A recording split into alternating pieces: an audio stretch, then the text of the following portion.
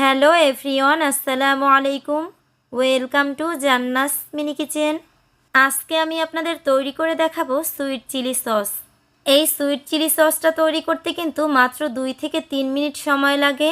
চলুন আর কথা না বাড়িয়ে রেসিপি শুরু করা যাক।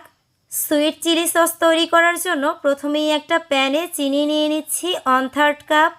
এবার এর মধ্যে লবণ দিয়ে দিচ্ছি 1/4 চা চামচ আর চিলি ফ্লেক্স দিয়ে দিচ্ছি 1 টেবিল চামচ। চিলি ফ্লেক্স মানে হচ্ছে শুকনো মরিচের গুঁড়ো। এবার এখানে রসুন কুচি দিয়ে দিচ্ছি 1/2 চা চামচ আর আদা কুচি দিয়ে দিচ্ছি 1/4 চা চামচ। পানি দিয়ে দিচ্ছি 1/3 কাপ আর সাথে হোয়াইট ভিনেগার বা সাদা সিরকা দিয়ে দিচ্ছি 1/3 কাপ। আর তার সাথে দিয়ে দিচ্ছি 1 টেবিল চামচ টমেটো সস। টমেটো সসটা একদমই অপশনাল, আপনারা চাইলে নাও দিতে পারেন। এবার আমি চুলাটাকে অন করে সব কিছুকে একটু নেড়ে চেড়ে বলক তুলে নিব। আর এই সময়ের মধ্যে আমি একটা মিশ্রণ তৈরি করে নিচ্ছি। মিশ্রণটা তৈরি করার জন্য একটা বাটির মধ্যে 2 টেবিল চামচ পানি নিয়েছি। আর এই পানির সাথে 1 টেবিল চামচ কর্নফ্লাওয়ার খুব ভালো করে মিক্স করে নিচ্ছি।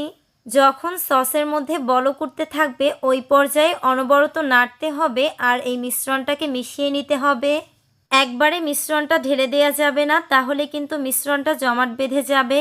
মিশ্রণটাকে সসের সাথে মিক্স করার পর 4-5 সেকেন্ডের মতো অনবরত নেড়েচেড়ে চুলাটাকে অফ করে দিচ্ছি। এই তো রেডি হয়ে গেল আমার সুইট চিলি সস। এই সসটা পাকোড়া, বিকালের নাস্তা বা যে কোনো আইটেমের সাথেই কিন্তু খুবই বেশি ভালো লাগে। আশা করছি আমার আজকের রেসিপি আপনাদের ভালো লেগেছে। আজকের মতো এখানেই বিদায় নিচ্ছি। সবাই ভালো থাকবেন। আল্লাহ হাফেজ।